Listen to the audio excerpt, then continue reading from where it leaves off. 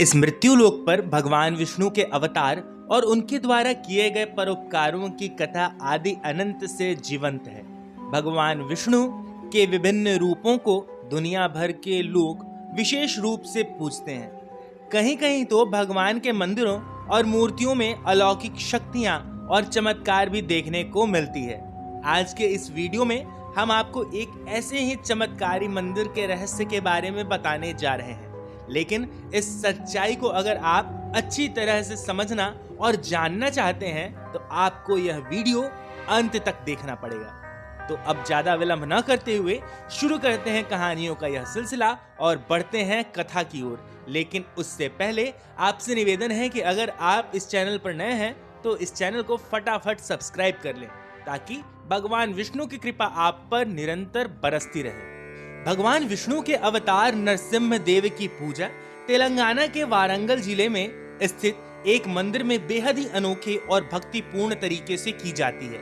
मल्लूर नरसिम्हा स्वामी मंदिर तेलंगाना के वारंगल जिले के मंगपेट मंडल के मल्लूर में है।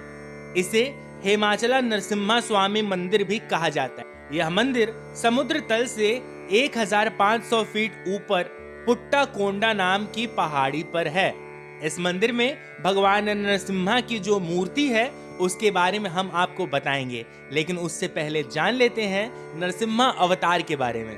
पौराणिक कथाओं के अनुसार अपने भाई हिरण्याक्ष का वध होने से हिरण्यकश्यप देवताओं से काफी नाराज था और वह भगवान विष्णु को अपना शत्रु मानता था। उसे वरदान प्राप्त था कि कोई नर या पशु उसे मार नहीं सकता, उसे घर या घर के बाहर भी नहीं मारा जा सकता, जमीन या आसमान में भी उसे नहीं मारा जा सकता, उसे शस्त्र या अस्त्र से दिन या रात में भी नहीं मारा जा सकता था।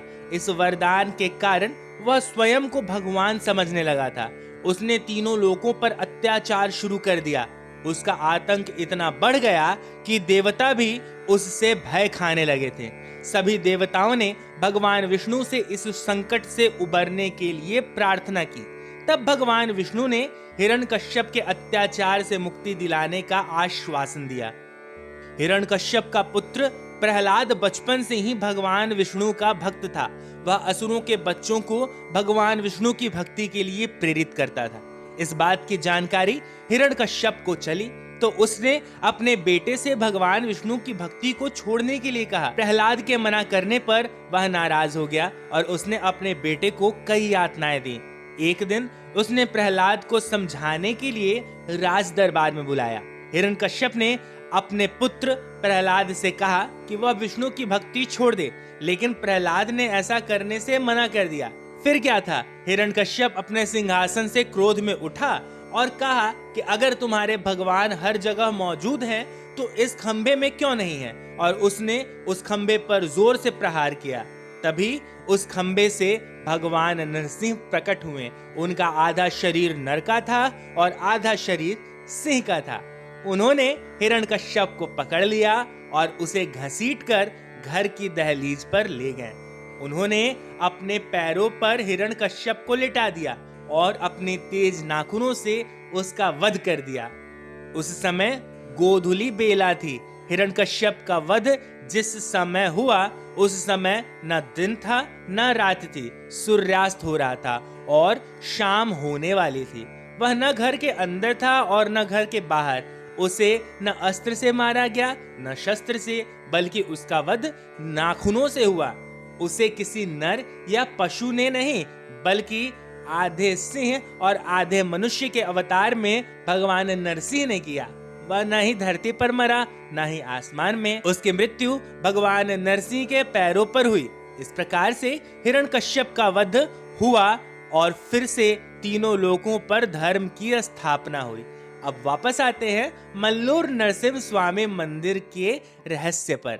भगवान विष्णु के नरसिम्हा स्वरूप की ही पूजा मल्लूर नरसिम्हा स्वामी मंदिर में की जाती है। इस मंदिर में विराजित प्रतिमा को स्पर्श करने से ऐसी अनुभूति होती है कि मानो किसी इंसान की त्वचा को स्पर्श किया जा रहा है। इतना ही नहीं, कई लोग यह भी कहते हैं कि समय समय पर प्रतिमा के नाखून और बाल भी बढ़ते रहते हैं। हालांकि इस बात में कितनी सत्यता है इसके बारे में नहीं कहा जा सकता। यह प्रतिमा एक ही पत्थर से बनाई गई है और भक्तों द्वारा अत्यधिक पूजनीय है। ऐसा कहा जाता है कि यह मूर्ति आगंतुकों पर मंत्र मुग्ध कर देने वाला प्रभाव डालती है, जिसमें वे समाधि की स्थिति में चल जाते हैं। मूर्ति का पेट मानव त्वचा के समान मुलायम है। इस वजह से इस मूर्ति को जीवंत या जीवित मूर्ति के नाम से भी जाना जाता है। तो दोस्तों, यहाँ समाप्त होती है मल्लूर नरसिम्हा स्वामी की कथा को लेकर आपके मन में कोई संशय या सवाल हो तो उसे कमेंट बॉक्स में लिखें। कथा अगर आपको अच्छी लगी हो तो इसे अपने दोस्तों और बंधु बांधवों के साथ साझा करना बिल्कुल ना भूलें। हाँ, इस नेक कार्य में आप किसी भी तरह से हमारी सहायता करना चाहते हो तो स्क्रीन पर दिए गए नंबर पर आप अपनी आर्थिक सहायता हम तक भेज सकते हैं। अब अगले वीडियो तक के लिए दीजिए हमें इजाजत। हमारे सभी साथियों को हरे कृष्णा।